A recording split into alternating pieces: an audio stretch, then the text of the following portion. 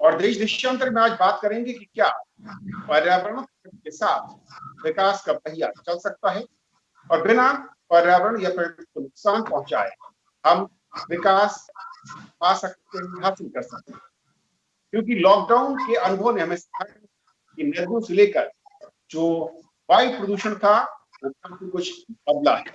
यानी कि कहीं ना कहीं हम जो काम कर रहे थे उसका नतीजा था कि प्रकृति, पर्यावरण और नदियों में प्रदूषण।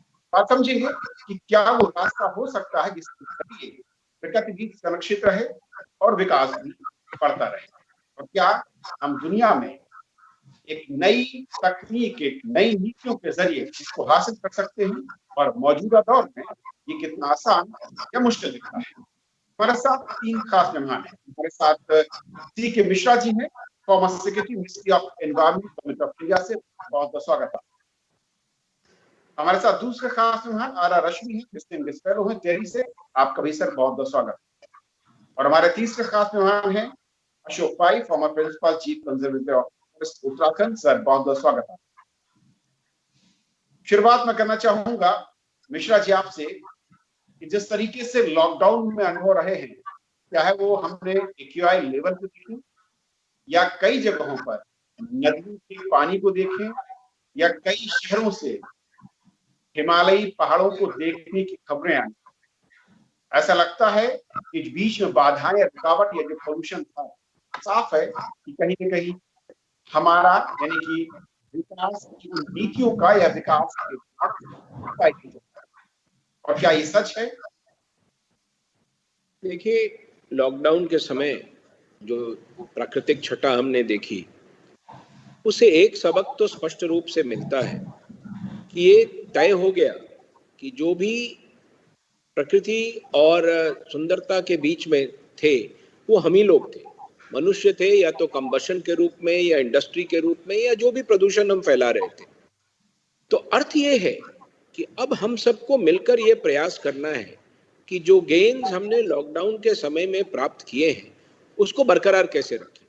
बरकरार रखने का एक प्रमुख जरिया ये है कि हम अपने अपने तय जितना प्रदूषण जो हम पैदा कर रहे थे पहले उसको कम कर सके, ताकि प्रकृति का ये दृश्य बना रह सके। ये आसान नहीं है, इसमें कई तरह की बाधाएं आएंगी। और आपने शुरू में भी कहा कि विकास और पर्यावरण का संतुलन ये मेंटेन करना कोई बहुत आसान नहीं, पर संभव है। और ये संभव है दो चीजों से। एक, हम ये सुनिश्चित करें कि हम अपनी जो इच्छाएं हैं उसको सीमित रखें। दूसरा, जो मिटिगेशन के उपाय हैं उसको करें। और तीसरा और सबसे महत्वपूर्ण ये है कि पूरे विश्व में इस पर डिबेट होना चाहिए कि क्या नई तकनीक अपनाई जाए, जिसको ग्रीन टेक्नोलॉजी कहें, जिसके माध्यम से हम इसको फिर से बरकरार कर सकें और जिस प्रकृति की कल्पना हमारे अंदर है वो हम उसको देख सकें। ओके, आरा रश्मि सर, क्योंकि हमने देखा है कि कई सारे देशों में ऐसा नहीं है कि ग्रीन मॉडल नहीं है, और जब हम ग्रीन अर्थ की बात करते हैं या ग्रीन प्लैनेट की बात करते हैं तो उसके उदाहरण हमारे सामने है दुनिया के कुछ देशों में। क्या वो रास्ते बहुत मुश्किल हैं कि हम नीतियों के साथ, वो नीतियां जो कि पर्यावरण प्रकृति संरक्षण करने वाली हो, ऐसी नीतियों को अपनाने या बनाने से कितना दूर या कितना पास नजर आता है?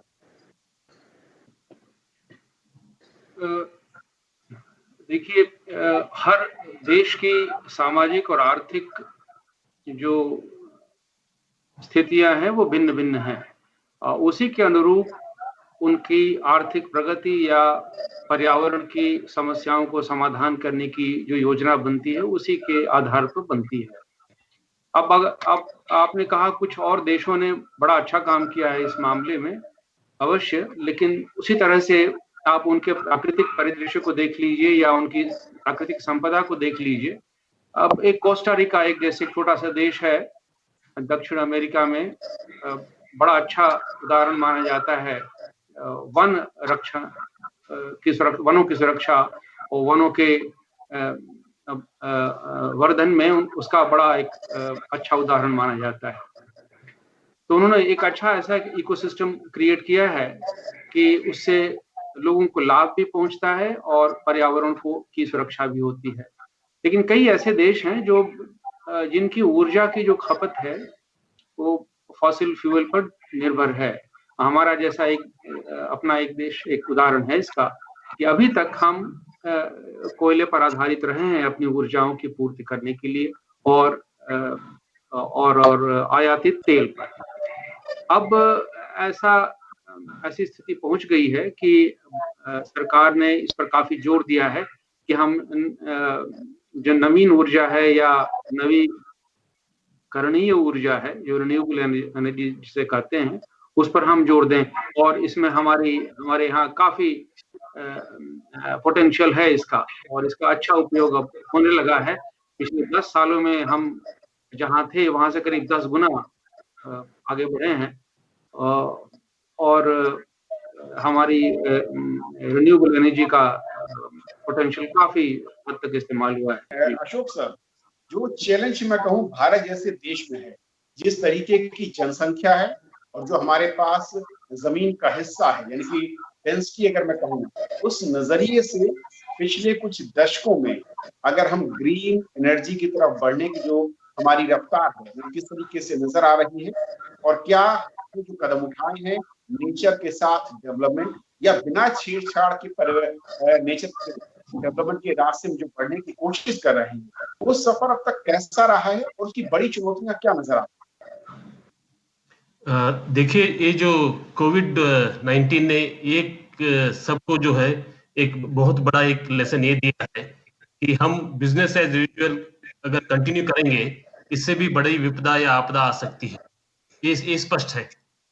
ये भी तय है कि भारत देश जिसके पास दुनिया के 1/16 लैंड मास अवेलेबल है और लगभग 1/6 जो है जनसंख्या है, तो जमीन पे या लैंड पे इस तरह का प्रेशर होना स्वाभाविक है। क्या इसके लिए कोई उपाय हमारे पास नहीं है? उपाय तो है, हमें सबको पता है, लेकिन किस हद तक जो है हमारे डेवलपमेंटल मॉडल्स को उसको सुधारा जा सकता है, रीडेवलप किया जा सकता है? क्या हमारे पास उस तरह की करने की विलिंगनेस है, इंटेंशन है? ये इस पे जो है निर्भर करता है हमारे आने वाले रास्ता तय करने के लिए। अब तक ऐसा नहीं कहा जा सकता है कि हम लोगों ने अपने पर्यावरण के बारे में एकदम उदासीनता दिखाई है। बहुत सारे ऐसे कदम उठाए गए, न केवल कानूनी बल्कि जनभागिता के रूप में भी जो है, जिससे जो ग्रीनिंग का इनिशिएटिव हो या वन जीव संरक्षण के बारे में हो या अन्य जो वाटरशेड के प्रोटेक्शन के बारे में बहुत सारे कदम उठाए गए हैं। इसका नतीजा ये है कि आज इतने सभी जनसंख्या के दबाव होने के बावजूद भी अगर हिंदुस्तान में इतना बड़ा वन संपदा और वन्य जीव का अगर विविधता अगर बची हुई है, उसी की वजह से है कि जो आजादी के बाद जो दिए गए भारत सरकार द्वारा कदम तथा जन भागीदारी से जो विभिन्न तरीके से उनको अपनाने की एक जो चेष्टा की गई है। लेकिन कुछ जो है बीच में इसके डिस्टॉर्शंस आए हैं। उदाहरण के तौर पे एक मैं बता दूं, जैसे 1970-80 के दशक में एक निर्णय लिया गया कि बिल्डिंगों में लकड़ी का इस्तेमाल नहीं करेंगे, लोहे या एल्यूमिनियम को इस्तेमाल करेंगे। इसका एक नुकसान ये है कि लकड़ी है एक रिन्यूएबल रिसोर्स है, इसको उगाया जा सकता है, और इसमें जो एनर्जी जो बनाने के लिए जो एनर्जी जो खर्चे होती है, अगर लोहे की तुलना में कंपेयर करेंगे, बहुत कम एनर्जी लगती है। इसलिए एनर्जी इंटेंसिव नहीं है ये लोहे के या आयरन के मुकाबले। इसके अलावा लकड़ी कार्बन को भी जो है सिंक के रूप में इस्तेमाल होती है, जिससे क्लाइमेट चेंज में कंट्रोल करने में फायदा हो सकता है, ये मिलता है। इसलिए ये वाली जो पुरानी वाली जो 70-80 के जो अपनी नीति थी कि भवनों में कम से कम लकड़ी का इस्तेमाल किया जाए, लकड़ी को कम इस्तेमाल किया जाए, उसको छोड़ के एक नया आयाम हमें अपनाना पड़ेगा कि अधिक से अधिक लकड़ी इस्तेमाल करें और अधिक से अधिक लकड़ी उगाएं भी। ये लकड़ी कहाँ पे उगाया जा सकता है? जो हमारे पास जो वनों में जो है बहुत अधिक जो है लार्ज क्वांटिटी पे टिम्बर उगाने की क्षमता शायद उतना नहीं होगा, लेकिन अग्रो फॉरेस्ट्री जैसे कृषि वानिकी जिसको जो बताया जाता है, एक अच्छा एक उसके लिए एक सोर्स है जहां पे लोगों ने दिखाया है, जैसे पश्चिमी उत्तर प्रदेश, हरियाणा वगैरह में, जहां पे तराई पे लोग जो है अपने खेत के मेड़ों पे पॉपुलर, यूकलिप्टस जैसे प्रजाति लगा के अधिकतर जो पेपर इंडस्ट्री का या कंस्ट्रक्शन इंडस्ट्री का डिमांड पूरा करता है। ये क्षमता हमारे फार्मर के पास है, तो इसको और आगे बढ़ाया जा सकता है। और इस तरह के जो क्रॉप्स को बढ़ाने की अपने गवर्नमेंट की डिफरेंशियल रेम्यूनरेटिव प्राइसिंग की पॉलिसी, उदाहरण के रूप में कुछ दिनों पहले भारत सरकार कृषि मंत्रालय द्वारा एक एमएसपी अनाउंस की गई जो डिफरेंशियल रेम्यूनरेटिव प्राइसिंग पे आधारित है, जिससे जो है उस क्षेत्र के लिए जो आधारित जैसे कोर्स ग्रेन्स का है या पल्सेस, दलहन तिलहन को उगाने के लिए अगर ज्यादा प्रोत्साहन मिलेगा, तो जो जहां पे रेगिस्तानी या जहां पे पानी कमी वाले क्षेत्र में धान और गन्ना उगा के जो प्राकृतिक विपदा उत्पन्न हो सकती है उसको रोका जा सकता है, और इस आगे दिशा में बढ़ाने की जरूरत है। तो ये एक महत्वपूर्ण बिंदु मैं समझता हूं। और मैं थोड़ा सा पॉलिसी आपने की बात की, और मिश्रा जी उस सिस्टम में रहे हैं जहां पर पॉलिसी बनाई गई और उन्हें लागू किया गया। अब मिश्रा जी, दो तीन चीजें अगर हम कहें कि पॉलिसी के नजरिए से, क्योंकि आंकड़े बताते हैं कि वन क्षेत्र में वृद्धि हुई है और हमारे की प्रयास जो है वो सार्थक नजर आ रहे हैं, लेकिन जो रफ्तार है उसे और बढ़ाई जा सकती है। लेकिन क्या ग्रीन बिल्डिंग या ग्रीन एनर्जी को लेकर ज्यादा हमें और एग्रेसिव होने की जरूरत है नीतियों को लेकर, ताकि हम ग्रीन प्लैनेट की दिशा में कदम बढ़ा रहे हैं, वो जल्द उसको हासिल कर पाए? देखिए, जहां तक पॉलिसी का प्रश्न है, पॉलिसी निर्भर करती है उस समय के चैलेंज पे।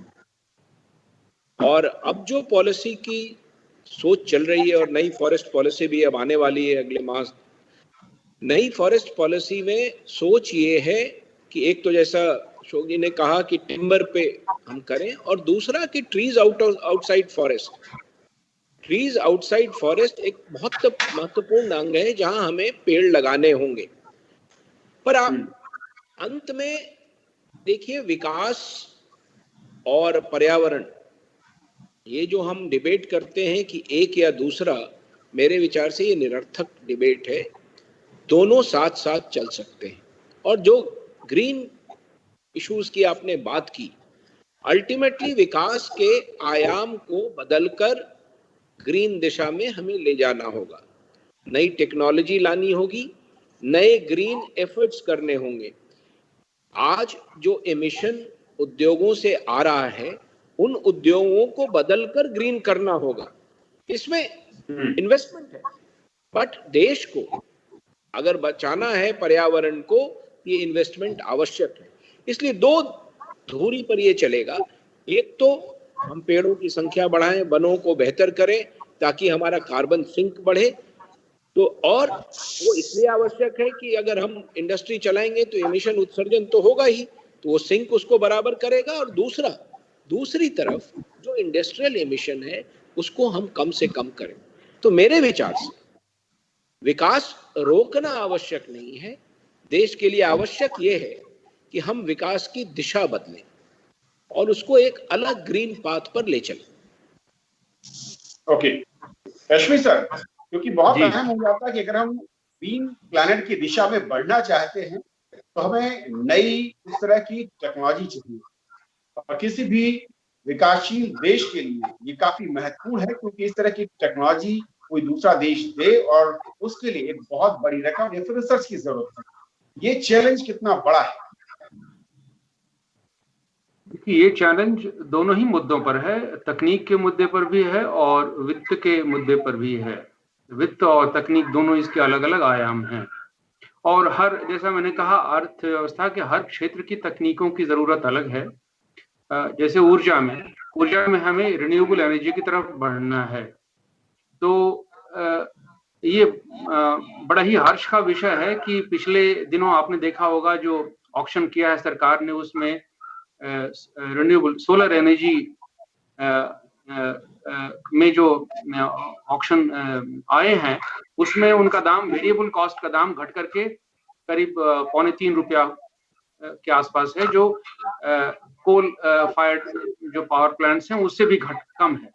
लेकिन कई लोग यह भी कहते हैं कि अगर हम सोशल कॉस्ट जोड़ दें या ट्रांसमिशन लॉसेस जोड़ दें तो इस रिन्यूएबल एनर्जी का कॉस्ट अभी भी कोल पावर से अधिक है। तो अधिक तो है, यही चैलेंज है, और हमें तकनीक को इस तरह से हासिल करना है कि इस दाम को हम घटा सकें ताकि वो हमारी सामर्थ्य के अंदर आ सके। बिना देखिए, जब तक कोई कमर्शियल बिजनेस मॉडल हमारे पास ऐसा नहीं आता है जिससे कि यह कंज्यूमर के लिए और प्रोड्यूसर के लिए, दोनों ही के लिए फायदेमंद हो, तब तक कोई भी तकनीक चल नहीं सकती। तो इसलिए हमें इसका कॉस्ट घटाना होगा, कॉस्ट को अपने काबू में लाना होगा ताकि वो कोयले पर आधारित ऊर्जा के बराबर हो या उससे कम हो जाए। ये एक चैलेंज है। और साथ ही साथ दूसरा बड़ा चैलेंज ये है कि ये ग्रिड में भी जा सके। अभी ग्रिड में इसको इंटीग्रेट करने के लिए हमारे पास स्टोरेज की व्यवस्था नहीं है, और जब तक हम 24 घंटे इस ऊर्जा को अपने पास नहीं हासिल नहीं कर सकते, तब तक ये ग्रिड में नहीं जा सकता। तो उसमें एक अलग तकनीकी चैलेंज है। तो ऊर्जा का चैलेंज तो ये है। हमारे यातायात के जो वाहन हैं वो अभी भी तेल पर आधारित हैं। हमारा एविएशन, पूरी हमारी एविएशन इंडस्ट्री तेल पर आधारित है। इसका कोई उपाय हमारे पास नहीं है। अगर हम रिन्यूएबल एनर्जी हासिल कर भी लें तो तेल को हमें विस्थापित नहीं कर सकते। इसके लिए हमें बायोफ्यूल की तरफ मुड़ना होगा, या फिर कोई और, या फिर हाइड्रोजन टेक्नोलॉजी की तरफ मुड़ना होगा। ये रिसर्च का भी विषय है, लेकिन ये वित्त का भी विषय इसलिए है कि ये सारी तकनीकें अभी की तकनीकों से ज्यादा कॉस्टली, ज्यादा कीमत लगती है इसमें। तो इसको हमें कमर्शियली वायबल मॉडल बनाना है। इसके लिए रिसर्च और वित्त की जरूरत है। उसी तरह से पानी का सवाल ले लीजिए आप। हमारे एग्रीकल्चर में, कृषि में पानी का कितना उपयोग होता है। देखिए, धान है या गेहूं जो उपजाते हैं उसमें पानी की खपत प्रति टन इतनी ज्यादा है कि उसी पानी के उपयोग करके हम कुछ और भी अधिक संसाधनों की रक्षा कर सकते हैं। इंडस्ट्री में कितना पानी वेस्ट हो रहा है, हमें वेस्ट वाटर के लिए एक अलग योजना बनानी पड़ेगी। जो इंडस्ट्री में जो उत्पादन होता है उसे हम रिसाइकिल कर सकते हैं। तो करीब 25 से 30% ऊर्जा या 25 से 30% नेचुरल मटेरियल्स का हम बचा सकते हैं, ताकि खानों पर असर ना हो, हम नए मटेरियल्स की आवश्यकता ना हो। तो इस तरह की सारी योजनाएं हमें बनानी होंगी, लेकिन कॉस्ट घटाना होगा। जब तक कॉस्ट नहीं घटेगा तब तक यह अर्थव्यवस्था में ये शामिल नहीं हो सकता और हमारे पर्यावरण के लिए फायदेमंद नहीं हो सकता। इसलिए हमें इन दोनों ही मसलों पर विचार करना है। मिश्रा सर, जो की बात कह रहे हैं रश्मि जी कि फेज चेंज करते हुए हमने शिफ्ट करने की बात, चाहे वो फ्यूल की बात करें, ट्रांसपोर्ट की बात करें या ग्रीन बिल्डिंग्स की बात करें, हम कितना इसमें आगे बढ़ पाए हैं और सरकारों के नजरिए से क्या बड़ा चैलेंज? देखिए, सबसे बड़ा चैलेंज सरकार के नजरिए से है बदलाव लाना। वित्त निश्चित रूप से, जैसा रश्मि जी ने कहा, वित्त एक समस्या है, धनराशि चाहिए, पर बदलाव सोच में और वो दृढ़ता लाना कि हमें ये बदलाव लाना ही है। आप यदि ऊर्जा के क्षेत्र में, जैसा रश्मि जी ने कहा, पावर सेक्टर को देखें तो हमने एक तय किया कि हम ऊर्जा में सौर ऊर्जा को प्राथमिकता देंगे और 175 गीगावाट की ओर हम बढ़ेंगे, और हम उस दिशा में बढ़ रहे हैं। पर इसमें जो बाधाएं हैं तकनीकी हैं, उन तकनीकी बाधाओं को भी दूर करना होगा, और हमें हमारी जो योजना होनी चाहिए वो एंड टू एंड होनी चाहिए। सिर्फ सौर ऊर्जा के उत्पादन से समस्या का समाधान नहीं होगा। जैसा रश्मि जी ने कहा, उसको ग्रिड से कनेक्टिविटी चाहिए और वो एक रिप्लेसमेंट बने। उन्होंने यातायात की बात की। पिछले दिनों में हमने प्रयास किया है कि हम इलेक्ट्रिक व्हीकल की ओर बढ़ें। इलेक्ट्रिक व्हीकल की ओर बढ़ने में जो इंफ्रास्ट्रक्चर का कॉस्ट है वो काफी ज्यादा है, पर ये देश ने तय किया है कि 2030 तक हम उस दिशा में आगे बढ़ेंगे। और मेरे विचार से ये तय करना कोई मतलब बहुत महत्वपूर्ण डिसीजन नहीं है, क्योंकि इसमें आपके पास ऑप्शन नहीं है, आपके पास कोई विकल्प नहीं है इसके अतिरिक्त। और ये लॉकडाउन को आप देख लीजिए, बंद क्या थे? बंद वाहनें थी, बंद इंडस्ट्रीज थे। आप देखिए कि इन दोनों का क्यूमुलेटिव असर पूरे पर कितना ऊर्जा, तो पावर सेक्टर तो चल ही रहा था, बट इन दोनों के मात्र के बंद होने से पूरे पर्यावरण पे जो प्रभाव पड़ा वो सबको दिखा। कहने का तात्पर्य है कि हमने अब और भी क्लियरली ये आइडेंटिफाई कर लिया है कि हमारी समस्याएं कहाँ हैं। तो यदि इंडस्ट्री के उत्सर्जन को टेक्नोलॉजी से हम कम कर सकें, यातायात में हम ऑल्टरनेटिव्स पे जा सकें और सौर ऊर्जा को बढ़ावा दे सकें, तो इन 3 पॉलिसी पैरामीटर के मिक्स से हम न सिर्फ अपने देश में बहुत अधिक काम कर पाएंगे, पर जो इंटरनेशनल कमिटमेंट्स हैं, जो एनडीसीज हमारे हैं, उसको भी फुलफिल कर पाएंगे। अशोक सर, अगर हम ग्रीन प्लैनेट या ग्रीन एनर्जी को अडॉप्ट करने की बात करते हैं, उसमें 3 मुझे लगता है कि स्टेक होल्डर हैं, एक सरकार, एक इंडस्ट्री और एक इंडिविजुअल सोसाइटी। सरकार के लेवल पर काम कर रही है, लेकिन दूसरा जो फेज आता है वो इंडस्ट्री का है।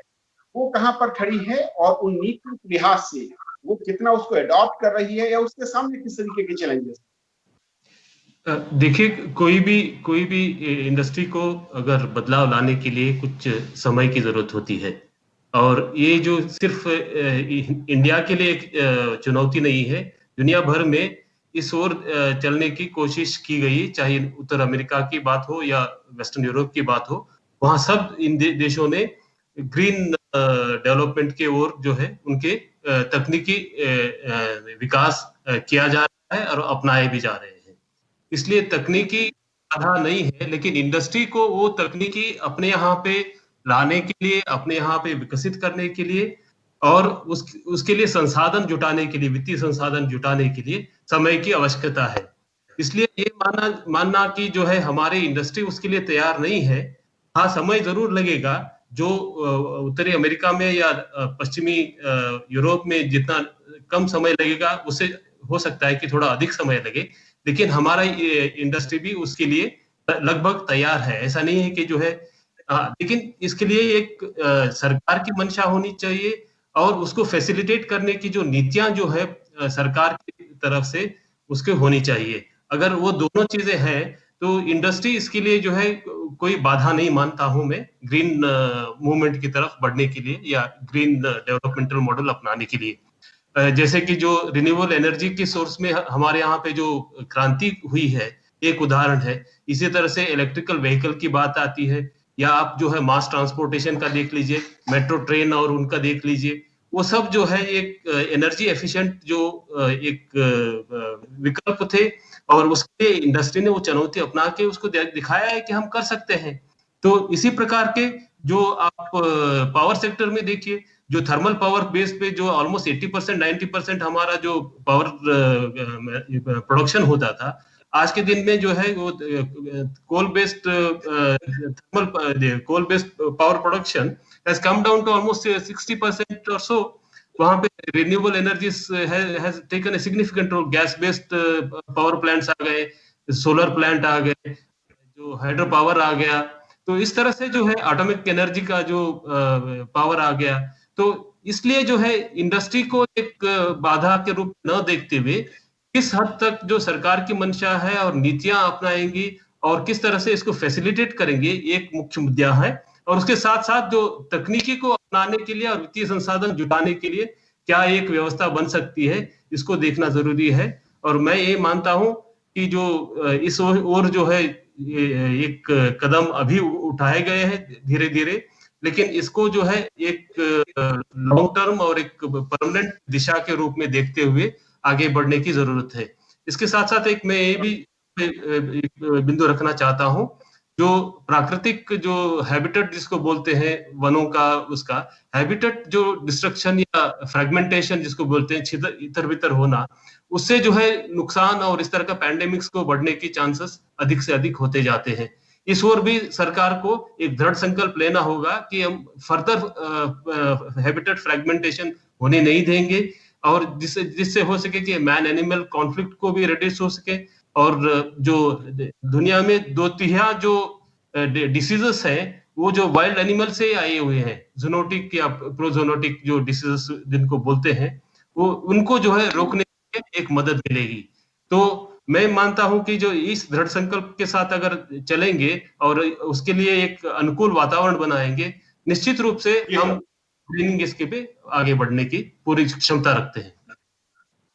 रश्मि सर, मैं तीसरे उस स्टेक होल्डर की बात करना चाहूंगा। अगर हम इंडिविजुअल यानी कि व्यक्ति के तौर पर या सोसाइटी के तौर पर, क्या हमें अपनी सोच भी बदलनी होगी ग्रीन एनर्जी को लेकर, ग्रीन प्लांट को लेकर? क्योंकि हम भी साइकिल की बजाय कार या फिर छोटे छोटे दूसरे की ग्रीन बिल्डिंग की बजाय एयर कंडीशनर या उन जगहों पर जहां पर उसकी जरूरत नहीं है, शायद एक मानसिक बदलाव भी आपको लगता है कि बहुत अहम है?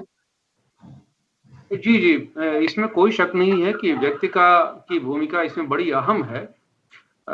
जो बदलाव सरकार की नीतियों के चलते होता है, उतना ही बदलाव हमें अपने व्यवहार में भी और अपने जीवन में भी लाना जरूरी है। और क्योंकि जब तक हमारा माइंडसेट नहीं बदलेगा, हम बहुत सारी चीजों के में बदलाव को एक्सेप्ट नहीं करते। जैसे यातायात का एक बड़ा भारी मुद्दा है, जैसे कि हम पब्लिक यातायात के साधनों का उपयोग नहीं करते, अपने व्यक्तिगत वाहनों का उपयोग करना, खासकर जो मिडिल क्लास के लोग हैं वो ज्यादा अच्छा समझ या उपयोगी और जरूरी समझते हैं। तो कारण क्या है? कारण तो एक तो माइंडसेट है और दूसरा सुविधाएं हैं, सामाजिक और यातायात की सुविधाएं। अगर समाज सुविधाजनक ढंग से यातायात का विकास कर सके तो बहुत लोग उस दिशा में अपने आप चले जाएंगे। लेकिन साथ ही साथ हमें अपने व्यवहार को भी बदलना है। हमें कोशिश करनी है कि हम पर्यावरण की महत्ता को समझें और कम से कम ऊर्जा का उपयोग करें, कम से कम जल का संरक्षण करें, अपने वनों का संरक्षण करें और अपने जीवन में जीवन शैली में बदलाव लाएं। सबसे बड़ी चीज जो हम ला सकते हैं अपने व्यवहार में, वो है हमारा कंज्यूमरिस्ट लाइफस्टाइल। आवश्यकता से अधिक संसाधनों का उपयोग ना करें। अब जैसे देखते हैं, हम हर व्यक्ति में, मिडिल क्लास के हर आदमी के पास कम से कम 5 या 6 पेयर्स ऑफ शूज होते हैं, 10 होते हैं। तो हम कपड़े कितने हम इस्तेमाल करते हैं? तो हम जितना ही ज्यादा अपने लाइफस्टाइल को का विस्तार करते जाएंगे, डिमांड बढ़ता जाएगा। इससे ग्रोथ तो होता है, इकोनॉमी का ग्रोथ तो होता है, लेकिन साथ ही साथ हमें इस पर प्रतिकूल जो असर पड़ रहा है पर्यावरण पर, उसको भी समझना चाहिए। कोविड ने हमें ये समझा दिया है। तो कई सारी जरूरतें हमारी गैर जरूरी हैं, बहुत अनावश्यक हैं। तो ये एक व्यवहार की बात है, सोच की बात है, या इसमें समय लगता है। इसके साथ साथ नीतियों में बदलाव होना चाहिए ताकि हम उस दिशा में प्रेरित हो सकें दोनों तरफ से। और सबसे बड़ा मनुष्य का जो और व्यक्ति का जो व्यवहार होता है, तो देखिए वो कीमतों से पर आधारित होता है। हमारी इनकम, हमारी आय और हमारे और कीमत। तो कीमतों में अगर हम का इस तरह से वो बदलाव ले आए कि हम प्रेरित हो सकें, हमें इंसेंटिवाइज हो सकें पर्यावरण के बारे में सोचने के लिए, तो इसमें नीतियां आवश्यक हैं। दोनों तरफ से ये काम करना आवश्यक है। ओके विश्वा सर, आखिर में चाहूंगा, क्योंकि अगर मैं पॉल्यूशन या फिर नेचर के साथ जो उनके खतरे हैं, जो सबसे ज्यादा जिनकी हिस्सेदारी है, चाहे वो ट्रांसपोर्ट की बात करें, कोल का इस्तेमाल करें, क्या आप संदेश देना चाहेंगे, कहना चाहेंगे उन स्टेक होल्डर से या पब्लिक से, ताकि हम धीरे धीरे अपने माइंडसेट को भी बदलें और नीतियां ना भी हो तब भी हमारे प्रयास कम से कम उस ग्रीन अर्थ को मजबूत करने और उसे बचाने की तरफ हैं? दो प्रमुख चीजें मैं कहना चाहूंगा। पहली बात तो जो अभी रश्मि जी कर रहे थे और जो आपने चर्चा छेड़ी माइंडसेट की, लोगों में बदलाव आवश्यक तो है ही, सरकारी सोच में भी बदलाव आवश्यक है। अभी तक हम सब मिलकर सस्टेनेबल डेवलपमेंट की बात करते आ रहे हैं। हमें उस अध्याय में सस्टेनेबल कंजम्पशन को जोड़ना पड़ेगा और दोनों मिलकर एक दूसरे के पूरक होकर एक सस्टेनेबल मॉडल बनेंगे।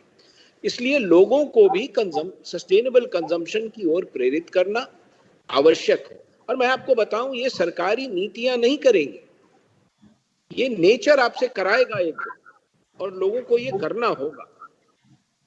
और दूसरी बात यह है कि मैं ऐसा मानता हूं कि ये सारा कार्य करना ये सिर्फ सरकार का कार्य नहीं है, बिना पार्टनरशिप के ये संभव नहीं है। और सबसे बड़ा पार्टनरशिप और सबसे बड़ी भागीदारी जो होनी आवश्यक है वो है लोगों के साथ। जब तक हर व्यक्ति अपना योगदान इस संतुलन पर नहीं डालेगा तब तक ये संभव नहीं होगा। सरकारें लाख कोशिश कर लें, लोगों का साथ जब तक नहीं मिलेगा तब तक हम पर्यावरण की समस्या का समाधान नहीं कर पाए। इसलिए जितना दायित्व सरकार पर है उतना ही दायित्व समाज पर है, उतना ही दायित्व हर इंडिविजुअल पे है कि वो इसकी संरक्षणा में अपना योगदान दे। चलिए, बहुत बहुत शुक्रिया आप तीनों मेहमानों का हमारे साथ इस बेहद अहम चर्चा में शामिल होने के लिए। और हम तमाम दर्शकों से यही अपील करेंगे, रिक्वेस्ट करेंगे कि वो कम से कम अपने कामकाज में ग्रीन एनर्जी या ग्रीन जो टेक्नोलॉजीज उनका इस्तेमाल करें, ताकि हम प्रकृति की रक्षा कर सकें, पर्यावरण को साफ रख पाए, बचा सकें और